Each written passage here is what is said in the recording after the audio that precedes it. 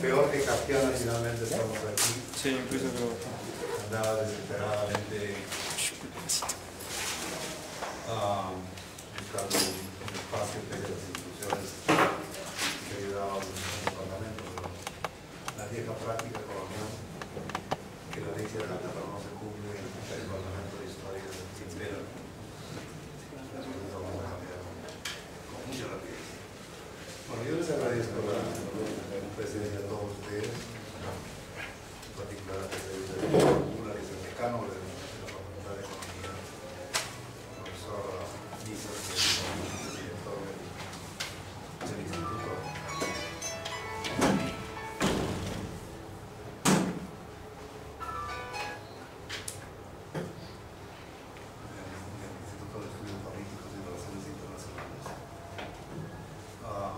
La presencia de los dos amigos y colegas,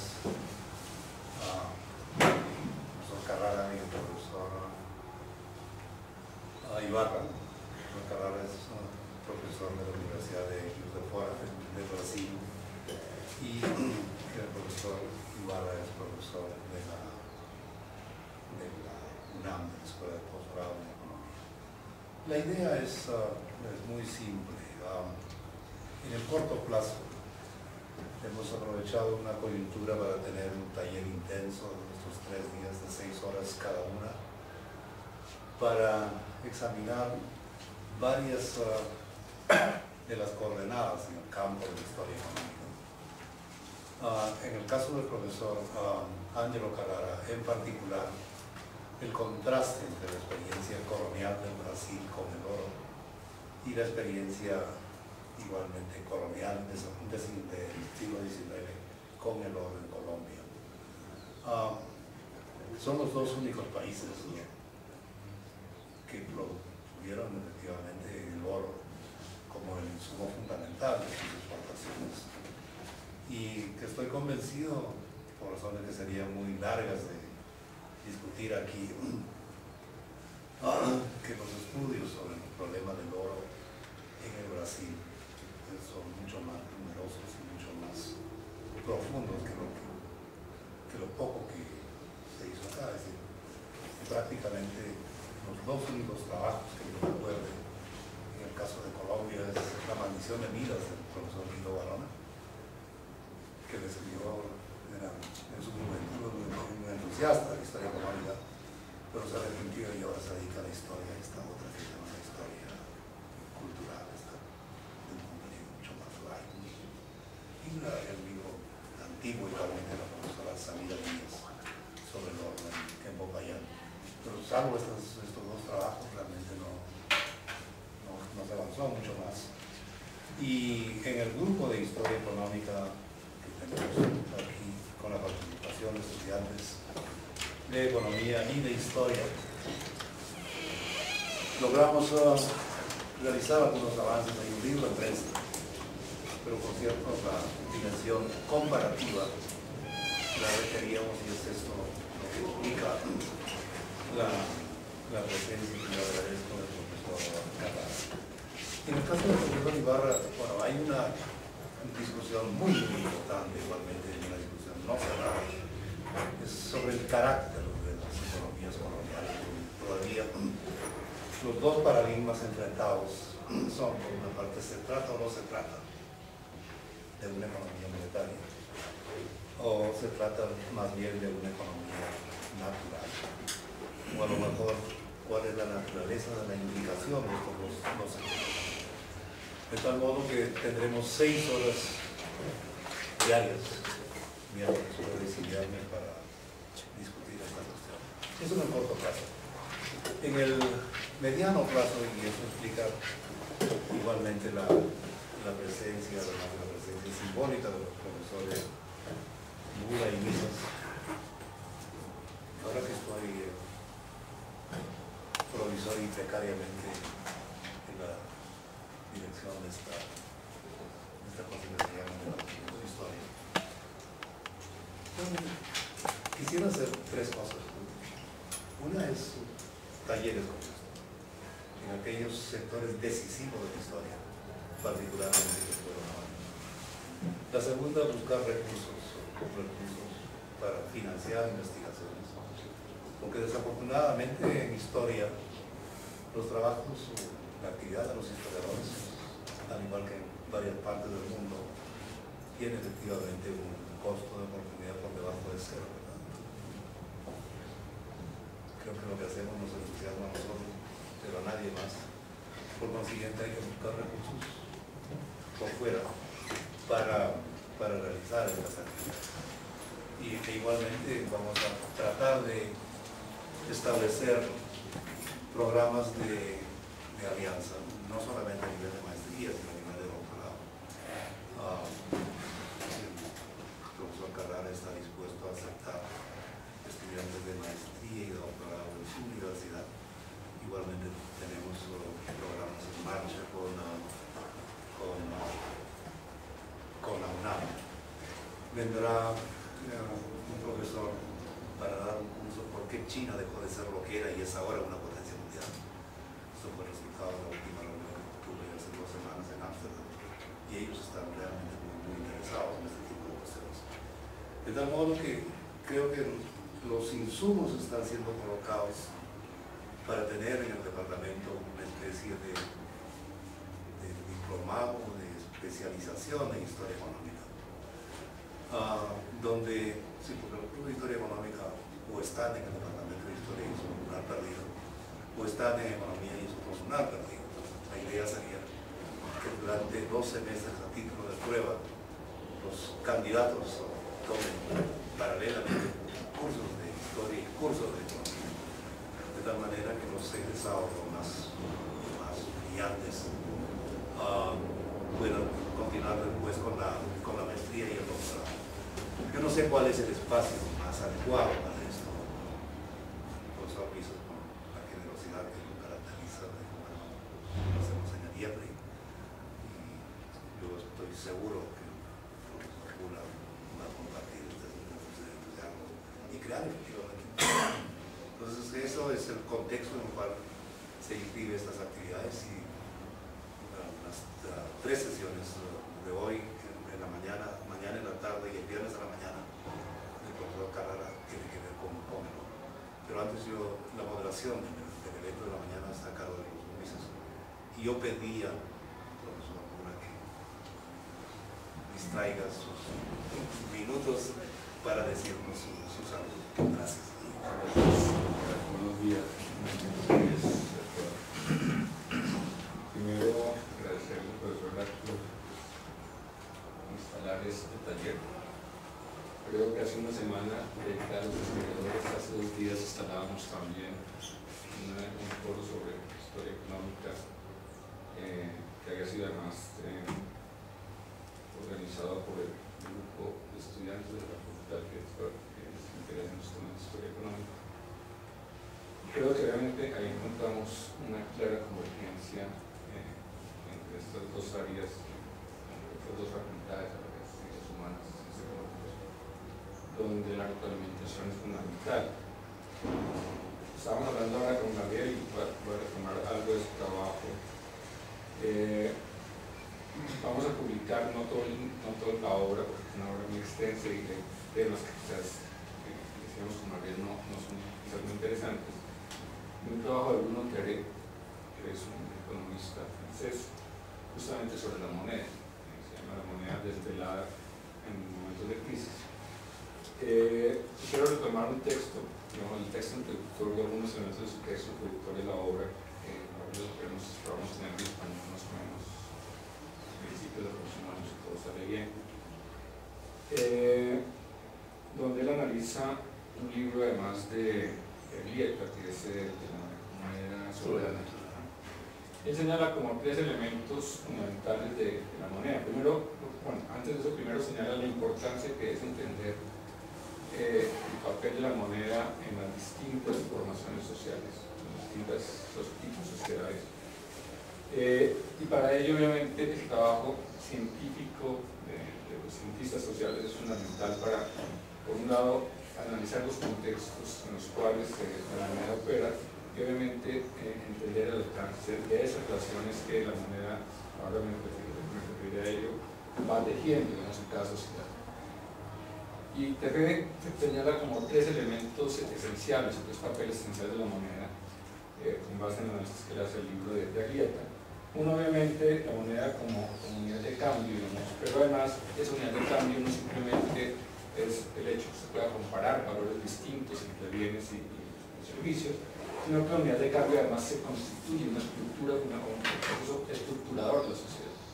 De una manera, lo que señala él en su texto es la moneda es también el reconocimiento, la forma como se reconoce que hay relaciones entre deudores y acreedores, y eso va generando, digamos, una serie de dependencias o interacciones entre los miembros de la sociedad y va obviamente siendo componente esencial de la reproducción misma de las relaciones sociales de cualquier tipo de sociedad, tanto de sociedades premodernas o precapitalistas, si se quiere, como sociedades, obviamente, como la sociedad de hoy. El segundo aspecto que señala, digamos, el papel de la moneda, lo que llama el mantenimiento del capital vida, es decir, el uso de la moneda para ciertos aspectos virtuales, por decirlo así, tanto en el orden individual como ya en el orden entre los individuos, que los individuos son, digamos, espacios suprahumanos, si se quiere. Es el caso, por ejemplo, del diezmo, digamos, que la gente de las iglesias, es una forma de, digamos, de reconocer las relaciones con la divinidad, o es el caso sencillamente de cómo yo, digamos, reconozco el afecto de una persona a través de comprar un regalo a la novia o al novio que refleje también monetariamente el amor que usted tenga por ella, sobre todo en la sociedad de hoy. Y el tercer aspecto, dice Terré, es el carácter de cambio de la confianza. O sea, cuando usted cambia monedas a nivel internacional, usted establece una relación de cambio entre monedas a nivel internacional, pues obviamente usted confía también, digamos, o lo hace porque confía en que esa moneda tiene un valor y tiene un valor que es útil para usted en general. Él señala como tres tipos de confianza que son a su juicio importantes para reconocer el estado de la moneda. O sea, uno se preguntaría por qué un billete falso no lo reconocemos como válido y por qué un billete, la redundancia, verdadero, sí lo reconocemos como válido. Y tiene que ver justamente con ese reconocimiento de la confianza que él define en tres niveles. Una confianza metódica, en el sentido de que la moneda, obviamente, yo acepto la moneda porque los demás la aceptan, y por eso yo puedo aceptar un billete verdadero, pero no acepto un billete falso porque los otros no lo aceptan. Hay una confianza jerárquica, dice él, donde yo acepto el poder, por ejemplo, que tiene el Banco de la República sobre la emisión de los billetes, y es el único que puede emitir billetes, y nadie más podría hacerlo publicar. Y obviamente una confianza ética, señala Terré, de que es la autoridad simbólica que está en la moneda misma, los valores que están expresados en las monedas o las normas, digamos, colectivas en las cuales establecemos el papel que juega la moneda en la sociedad. Y uno puede pensar el caso, por ejemplo, de la Unión Europea, y voy a referirme a otro elemento que señalan otros autores franceses que analizan la moneda en la antigua Roma y Grecia. Cuando Gran Bretaña decide no ser parte de la Unión Monetaria, y parte de ello tiene que ver realmente, a mi juicio, puede ser una hipótesis cerrada, pero la lanzo simplemente a tipo de provocación. Detrás de esa decisión de no unirse en la Unión Monetaria está obviamente toda la historia del Imperio Británico, y dejar que la figura de la reina aparezca en la moneda, acuñada en la moneda, tiene un peso simbólico muy importante en la identidad nacional de los británicos. Entonces digamos que la moneda, más allá de ese peso de cambio o ese papel de cambio, pues juega también, tiene un papel simbólico de identidad nacional en muchos aspectos, y por eso todavía de la manera las monedas siguen siendo en lo fundamental monedas nacionales, a excepción quizás de la zona euro. Pero en consecuencia, digamos que uno puede mirar que eso que está acuñado, y dicen estos autores, en las monedas, eso que aparece en una moneda también va expresando los distintos momentos de los conflictos sociales, los distintos momentos de aspectos o eventos fundamentales de la historia. Por eso en un momento dado, un billete nuevo que se imprime tiene una figura distinta, un líder distinto de la historia de un país, y lo vemos en el caso nuestro particular. Quisiera terminar simplemente por señalar y aquí tomo el trabajo de Yanine Lasco, que hace justamente un estudio sobre lo que es ahora la zona de Chiapas en México, y él señala como dos tipos de entradas, dice él, sobre el papel de la moneda en las viejas sociedades, en las sociedades, digamos, precoloniales y coloniales en particular. Y pone, digamos, a discutir como dos entradas, una lo que se llama la entrada etnográfica, si se quiere, o etnohistórica, en el sentido de entender el papel de la moneda, por ejemplo, a partir de estudios de caso. Entonces, mirar de alguna manera cómo la introducción de una moneda en una comunidad particular puede afectar el tipo de relaciones. Y sobre esa base, digamos que esta perspectiva parte del principio, dice él, que la introducción de la moneda jerarquiza de una forma o comienza a generar desigualdades importantes, pues no de clase, por lo menos sociales al menos, en las comunidades indígenas, justamente por la llegada de la moneda por parte, digamos, en nuestro caso, de los españoles, y eso comienza a generar, digamos, una estructura mucho más jerarquizada de esas mismas comunidades.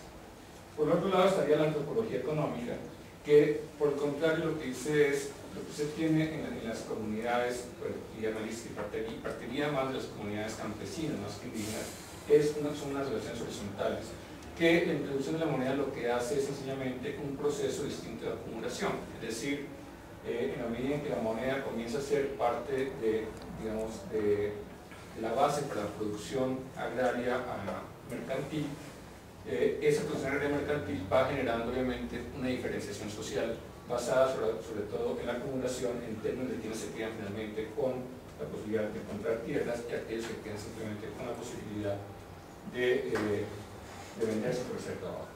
Entonces, digamos que sin duda lo que este taller imagino que tendrá como retos, y ya lo decía Heraclio, es todavía entendernos en el pasado y cómo eran esas estructuras nuestras en la colonia en particular, y obviamente cómo eso también tendría un efecto, a mi juicio, lo decía también el lunes en el Rocoforo, cómo entender nuestro presente sobre la base de lo que fue en el pasado, porque no podría entenderse si no es mirando ese traste, cómo ha sido, cómo se ha desarrollado, así sea en el personal o social.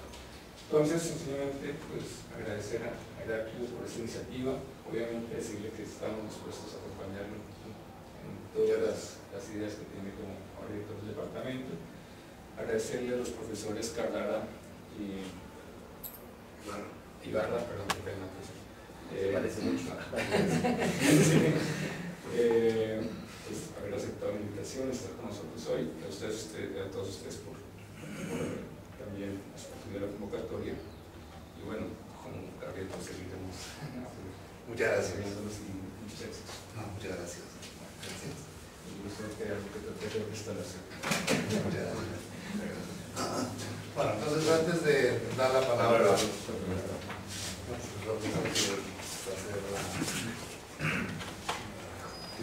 complicado la moderación del debate. La idea es la siguiente. Primero hay materiales, las obras más pertinentes para este seminario del profesor Carrara que están no hemos querido insistir demasiado en la lectura al comienzo porque es táctica, ¿no?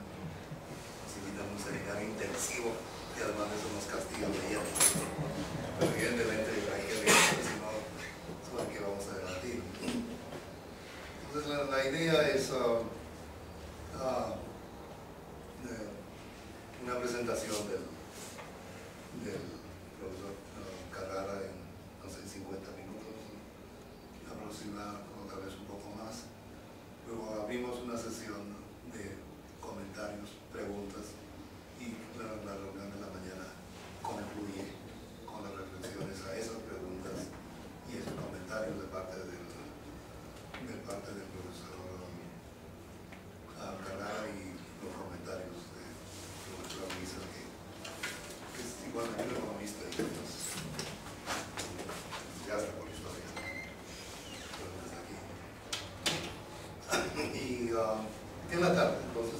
10. Continuamos la sesión, pero abandonamos el espacio del Brasil para empezar con el profesor Ibarra 3 sesiones igualmente intensivas en la tarde sobre el dilema economía natural y economía monetaria. Y luego la discusión del modelo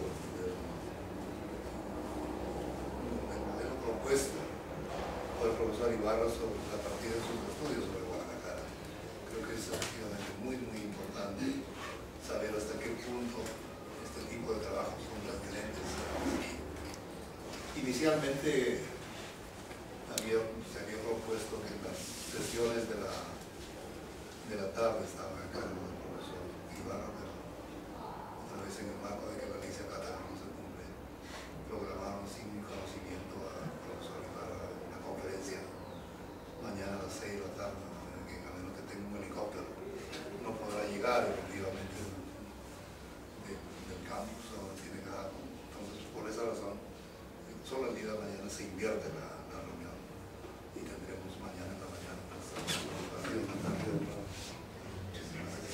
entonces, profesor Misas, tome usted la batuta, por favor.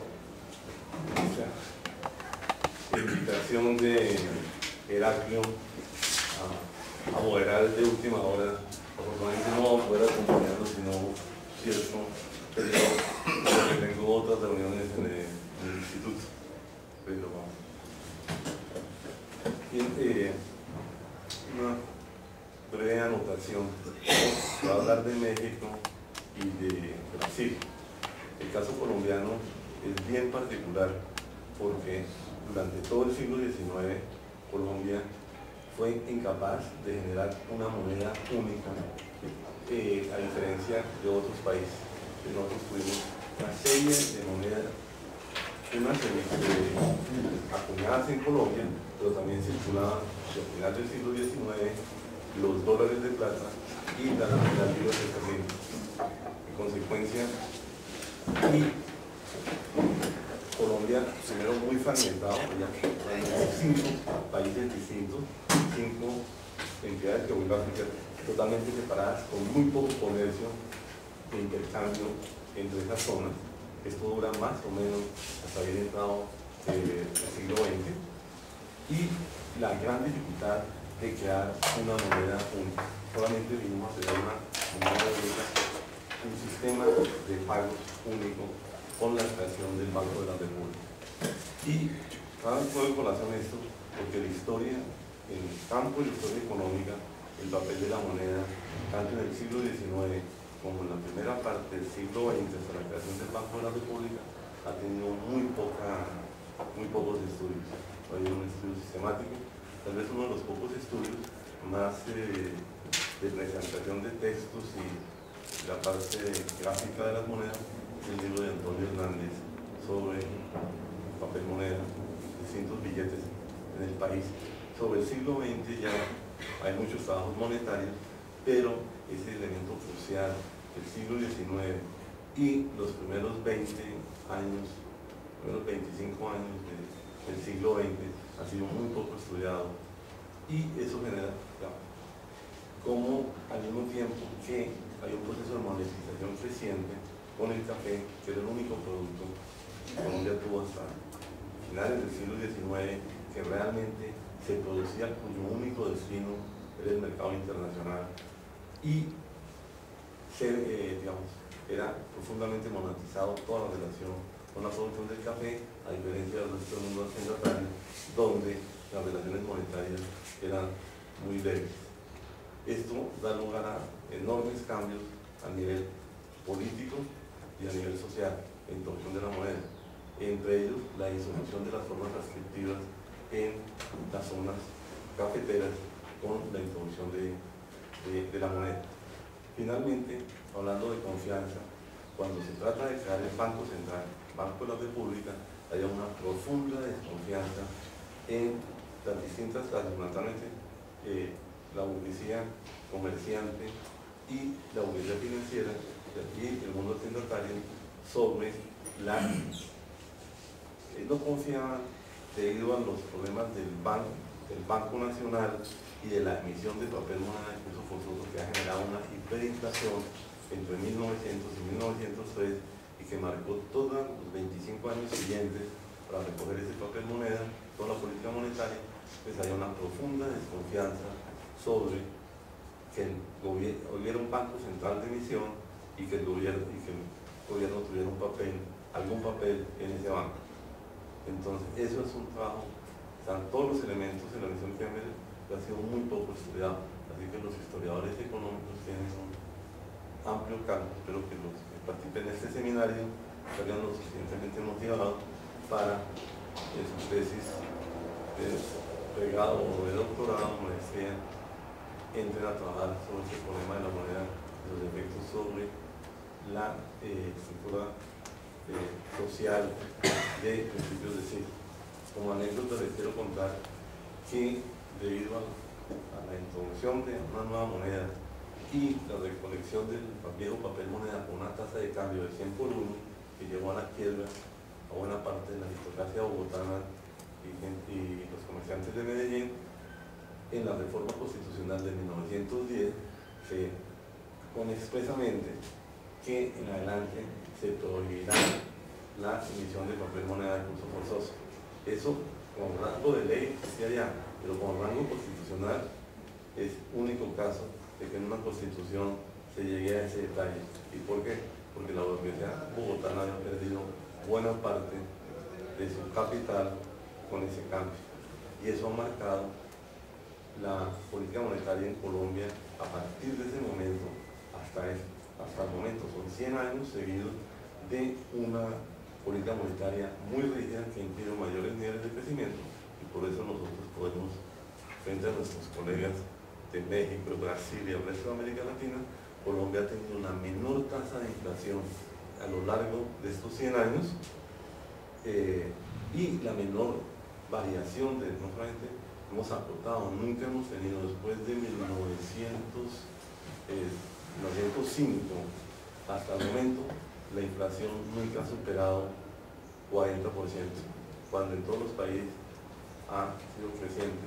Y en los últimos 50 años hemos tenido una inflación promedio de 23%, con una desviación estándar mucho más baja que la que ha tenido Estados Unidos. Esto es el rango de variación. Entonces, eso quiere decir que hay un consenso entre el bloque en el poder sobre un manejo monetario muy ortodoxo.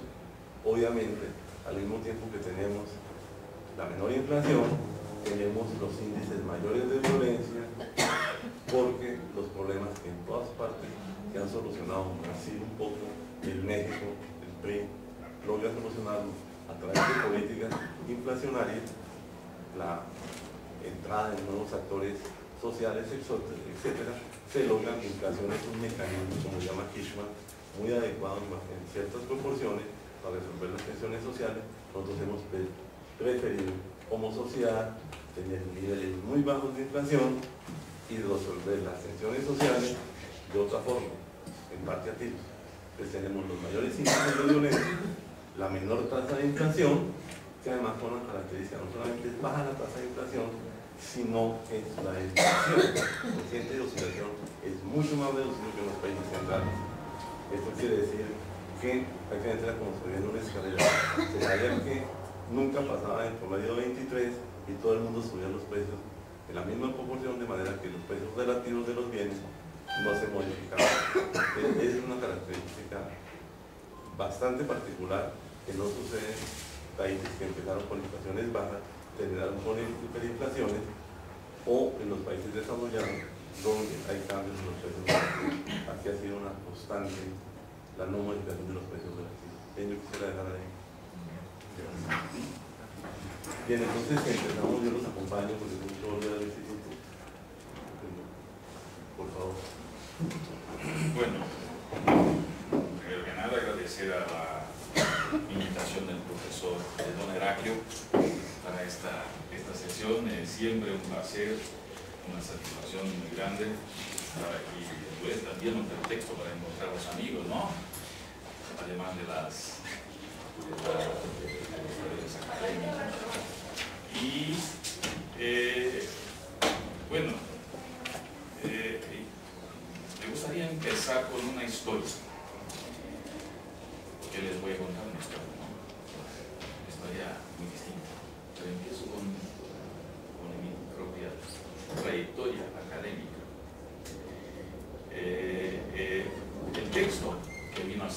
tesis de doctorado. No ha nacido de un proyecto de doctorado bien formulado, no. Como soy una persona, un individuo muy perezoso, yo pensaba así, bueno, necesito de un título de doctor, porque ello me da un aumento de 100% del salario. Qué bueno, entonces, del diploma, ¿no? Entonces, ¿qué voy a hacer? Voy a estudiar una cosa que llame la atención de la gente, que me haga pasar en los exámenes tranquilamente. Y hay un tema poco estudiado y que tenía mucha documentación, pero para mí era muy fácil, que son las cartas de Merced, de distribución de tierra, ¿no? Y para Minas Gerais, es mi estado, un estado del tamaño de Francia, eran a lo largo del siglo XVIII 8.300 cartas de Merced. Bueno, a los que no conocían la documentación parecía una tarea enorme, 8.000 cartas de Mercedes. No, era una cosa fácil, porque las cartas estaban ya básicamente publicadas en una revista hace ya 100 años, entonces mi trabajo sería simplemente quedarme en la computadora y bajando los nombres, las características de la propiedad, sería una tarea muy tranquila. Entonces, presente el proyecto. ¡Oh, qué bueno proyecto! ¡Qué ambicioso! ¡Perfecto! ¿Darás cuenta de este trabajo? Sí, perfectamente. Tengo buenas ideas. El problema es que cuando empiezo el doctorado, mi primer contacto con... Entonces empecé a hacer esta sistematización de las informaciones. Estaba todo muy bien hasta el momento en que en la Biblioteca Nacional de Río de Janeiro una persona pronunció la expresión Casa dos Contos. Ese es un problema. Estaba en el balcón para tomar una tarjeta para ingreso a la biblioteca, y un colega al lado que no conocía, pero también era estudiante de doctorado, vino a conocer después, pronunció, bueno, me voy a consultar el archivo de la Casa dos Contos. Estaba en Río de Janeiro, la Casa dos Contos es en Minas Gerais. Entonces me llamó la atención, ¿por qué hace Casa dos Contos aquí en Río de Janeiro? Bueno, Casa dos Contos, traduzco, Casa de las Cuentas, que sería lo mismo que las cajas reales de España. Entonces, caja real en España, Casa de las Cuentas, Casa dos Contos en Portugal. Y bueno, por curiosidad, vamos a conocer lo que hay en estos archivos. Y le pido a un señor en el archivo que me trajera las cajas para ver. Y cuando me trae ¿qué caja quiere? Bueno, empecemos de la primera. Me traiga la primera para ver lo que tiene, como un menú, ¿no? A la carta. Para ver. Y ahí está el problema. Yo me he vuelto un Casa de los Cuentos adicto. ¿Por qué? Porque la documentación era simplemente magnífica. Eran documentos de 1700, yo no pensaba encontrar documentos de ese tipo, documentos que me contaban la historia del contrabando en la región de Minas Gerais, o sea, con un nivel de detalle impresionante. Cómo llegaban, qué llevaban, qué tipo de acción de la corona en contra de estas acciones de contrabando, qué tipo de confiscaciones se hacían, bueno, todo. Y así empecé muy tranquilamente a leer estos documentos y mi proyecto original se fue para siempre. Entonces, aquel proyecto, como les digo, no había proyecto, el proyecto se fue totalmente. Y llegó un momento que me vi totalmente involucrado en esa documentación. Llegó un momento en que la propia documentación me hizo una preguntita muy sencilla. Bueno, ¿y ahora a qué estamos aquí, no? ¿Para qué estamos aquí? Porque hice una sistematización muy grande de la documentación. Tenía datos sobre importación de mercancía, tenía datos sobre producción agrícola, tenía datos sobre producción minera, tenía datos sobre contrabando, y bueno, no sabía cómo arreglar todo y bueno, transformar todo en una tesis. Y este es un problema, ¿no? Porque yo no sabía mucho. Si me preguntasen, bueno, yo les contesto, era así, pero hay que escribir. Lo que pasa es que presenté lo que llamamos el reporte de tesis. No llamo propiamente de una tesis, sino un reporte del trabajo de investigación. Y llevé unos 10 años para escribir la tesis, porque arreglar el material, todo, ¿no? La tesis se terminó muy tempranamente, con 3 años estaba listo. El problema es transformar el texto, el reporte, en un texto que sea digerible por la gente, ¿no? Entonces, y en esta tarea más investigación fue hecha. Yo tuve que hacer más investigación y originalmente el objeto que atrajo mi atención, que era la producción agrícola y ganadera, ¿no? Se ha vuelto un tema más amplio y ahí entra la minería, porque era imposible tratar de agricultura y ganadería en una región que producía oro. Y bueno, también la historia de la minería se fue incorporada a ese objeto original. Bueno, y esta es la historia. O sea, la riqueza de estos archivos me obligaron a dar una respuesta académica a ellos, ¿no? Porque ellos bueno, tenían cosas increíbles a decir, cosas muy distintas de lo que la historiografía brasileña hasta entonces decía, las informaciones que teníamos. Y en verdad yo no pensaba que sería posible escribir alguna cosa más sobre la historia colonial, porque ya pensaba que estaba todo listo. ¿Qué más escribir? Sabíamos mucho de la historia de la caña de azúcar, la historia del café, etc. Bueno, hay un tema de obsesión en Brasil, que es la esclavitud, por razones obvias. Y no me imaginaba en esta situación de tratar de minería. Y bueno, aquí estoy con este tema hace ya unos 20 años. Bueno, el resultado de la investigación es un modelo. El objetivo, desde el momento en que los datos que tenía me hacían la pregunta, y ahora surgió la necesidad de bueno, presentar un modelo de interpretación de esta sociedad. Es una sociedad muy diferente de la sociedad, por ejemplo, de las capitanías vecinas. Bueno, hay el virreinato de Brasil, ¿no? Y este virreinato es compuesto de capitanías, que son los actuales estados, ¿cierto? Entonces, la capitanía de Río de Janeiro, y las capitanías en general tienen las mismas fronteras contemporáneas de los estados. Entonces, la economía de Minas Gerais era completamente diferente de la economía de Río de Janeiro, de Bahía, de Pernambuco, etc. ¿Y por qué? La minería. Entonces, este es el elemento más importante que yo tenía para presentar. Esta diferencia de una capitanía de mineración.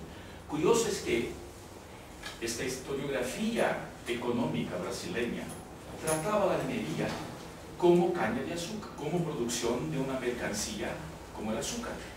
Hay un autor clásico muy importante para nosotros que se llama Caio Prado Jr. Y Caio Prado, bueno, yo hago una broma con los alumnos y les digo que si Caio Prado presentara como texto final de mi asignatura el capítulo sobre minería, él sería reprobado.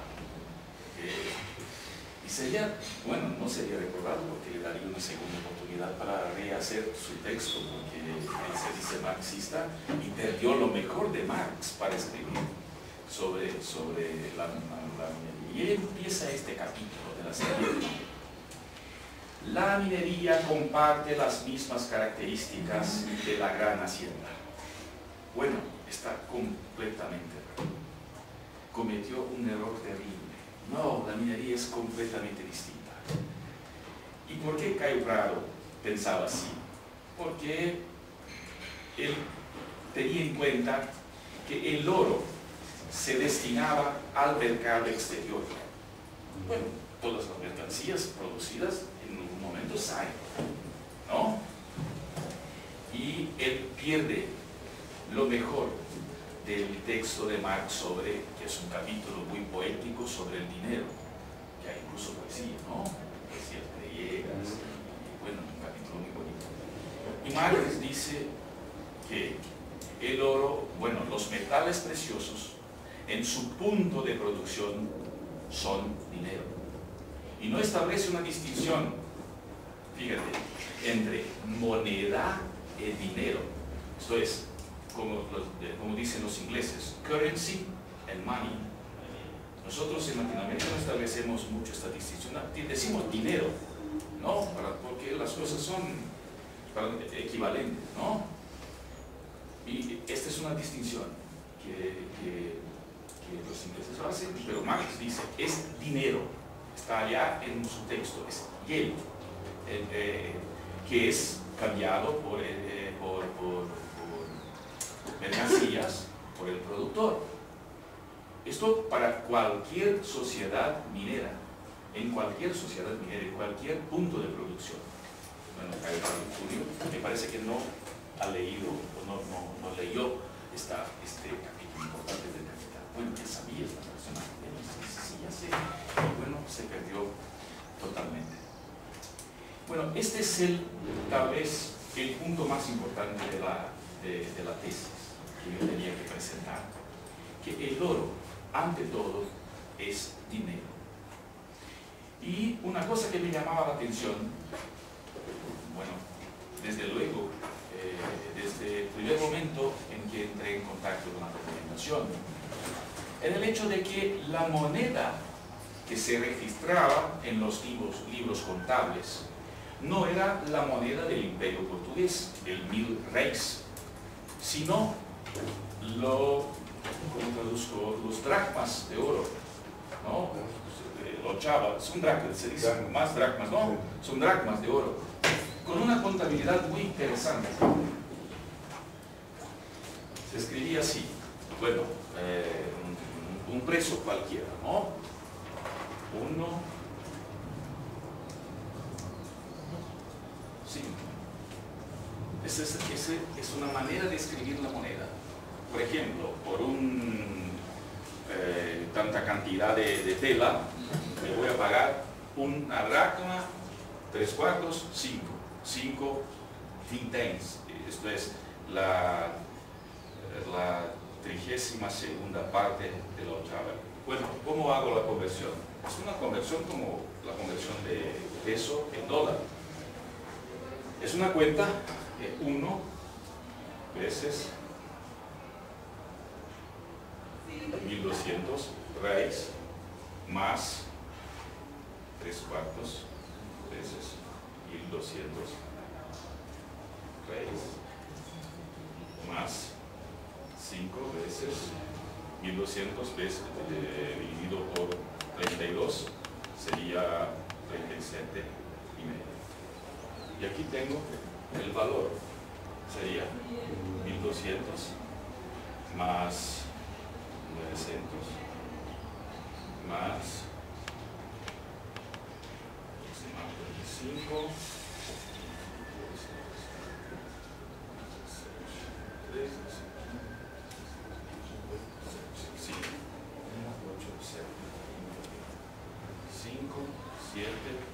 8, 12, 2.287,5 reis. Esa es la cuenta, una cuenta muy sencilla.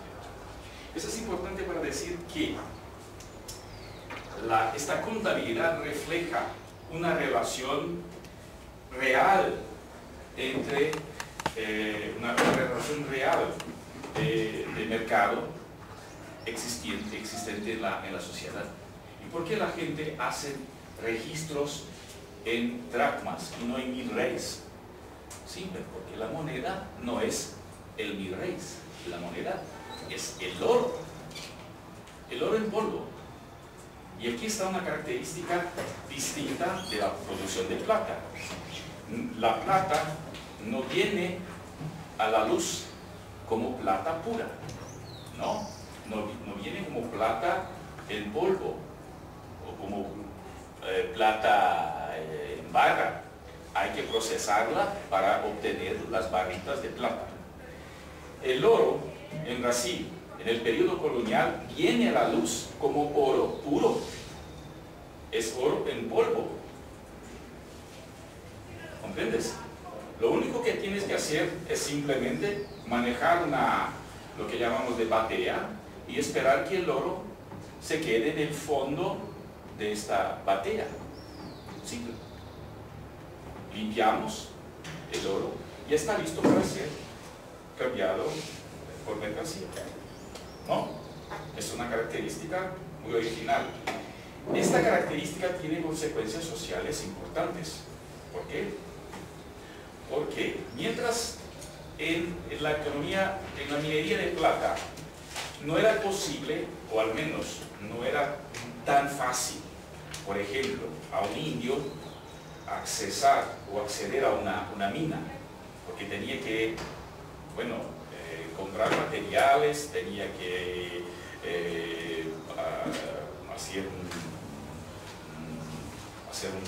tener, por ejemplo, azogue para procesar la plata. Nada de ello necesitaba, por ejemplo, un esclavo para minerar.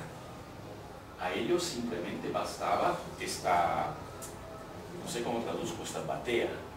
¿Se batea? Sí, entonces batea.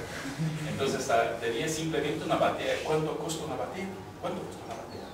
Nada, porque es de madera. ¿No? Entonces, un esclavo sin nada, simplemente con su fuerza de trabajo, se iba a un arroyo, echaba la batea. Si tenía suerte, salía rico y compraba su libertad. ¿No? Entonces es un elemento absolutamente revolucionario. Y revolucionario en ese sentido, porque la minería en Minas Gerais provocó una reacción increíble de los nobles, porque se veían, por ejemplo, esclavos, y les voy a dar algunos ejemplos muy interesantes, que hablaba con Iván, un caso muy curioso. Esclavos con aquellas, ¿cómo se llama? Aquellas cabelleras, aquellas pelucas de nobles, pelucas blancas, ¿no? Y muy vestidos de la ropa de los nobles y con facones de plata y armados, etcétera, son esclavos. Y esto chocaba a los portugueses que llegaron. ¿Qué sociedad es esta? Y la gente preguntaba, no, es el esclavo de don fulano. Sí, ¿cómo es un esclavo de don? Sí, porque es un esclavo que tiene condición de pagar por estas cosas. Y también van a encontrar, por ejemplo, gente que compra la libertad. No estoy a decir que es la situación normal, que todos los esclavos están en esa situación. Estoy diciendo que era posible, ¿no? Es una situación absolutamente distinta de lo que existió antes. ¿Cómo voy a pensar, por ejemplo, en un esclavo en las plantaciones de caña de azúcar? Un esclavo, ¿qué posibilidad tenía? ¿No? La minería tenía este efecto. Y hay, pues, por ejemplo, situación de un esclavo que compraba su libertad. Y bueno, ahí sí se presentaba en la sociedad como un hombre libre. Y bueno, se vestía como tal, como un noble. Y cuando un viajero estuvo en el siglo XVIII y encuentra a un de estos hombres libres y dice cualquier cosa a un conocido, bueno, aquel señor negro, y ese señor no es negro, No, que el señor negro que está... No, es no es negro, es un hombre libre, etc. No puede ser negro, ¿entienden? El color cambia. O sea, la condición, el oro cambia el color de la gente, ¿no? Y nada, por ejemplo, la iglesia nada puede hacer en contra de este tipo de cosas, porque ustedes van a encontrar curas y negros, hijos de esclavas, que son curas. Imagínate esta situación. O sea, hay una total subversión del orden, ¿no? El oro provoca una subversión. Un último ejemplo, una tienda, la más grande tienda que existía en Oro Preto, en 1737, que vendía de todo, pero en particular telas inglesas y telas muy caras, telas de excelente calidad. Los clientes de esta tienda eran los hombres más importantes de la villa, entre ellos el proveedor de la Real Hacienda. Entonces ustedes van a encontrar el oidor, el proveedor de la Real Hacienda, o sea, gente muy importante. ¿Cómo llamamos aquí? El responsable por la Casa de Moneda. Director de la casa. Director, sí. Entonces son la gente más importante de la capitanía, al lado de esclavos que son clientes. Y van a encontrar a un esclavo en particular. No sé si es esclava, sino lo que sé es que es negra. No sé si es ya libertad, es libre, o si es todavía esclava. No importa.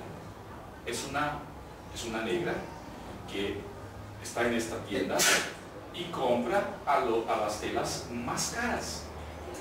Porque tienen, en este libro se